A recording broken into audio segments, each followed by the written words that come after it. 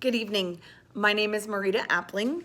I work for Houston Middle School, that is in the Hobbs Municipal School District. I currently teach 8th grade social studies. I am beginning my 4th year as a teacher in the classroom, but my 5th year in the school system. An introduction, a story. I became a teacher later in life, and I feel that I try to bring this into the classroom of I've got experience. I've seen the real world. So my focus is on life skills as well as social studies.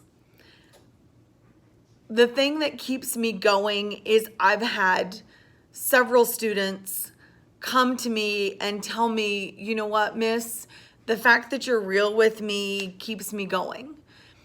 I have one young lady that I had in class last year, and she wrote me a letter at the end of the school year, and I'm just going to read a tiny bit of it. It says, I thought I was set out for failure. Then I started my 8th grade year. I remember the first day of school, right before I went to your class, I sold some Coke to this boy who was buying for his dad.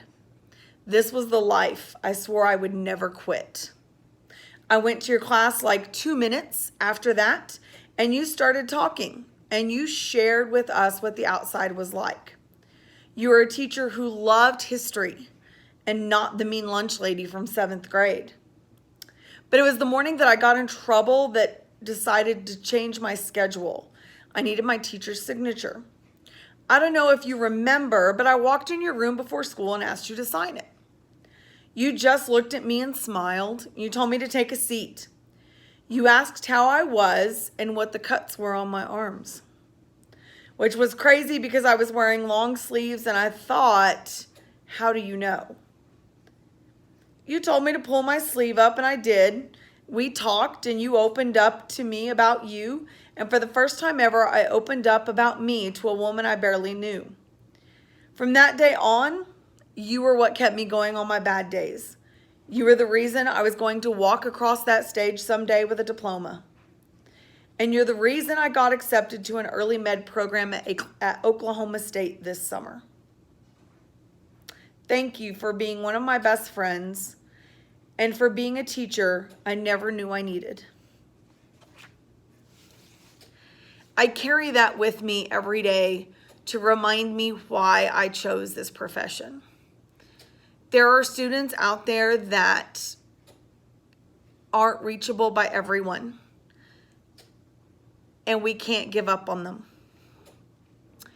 So as to what I'd like to say to the secretary, thank you.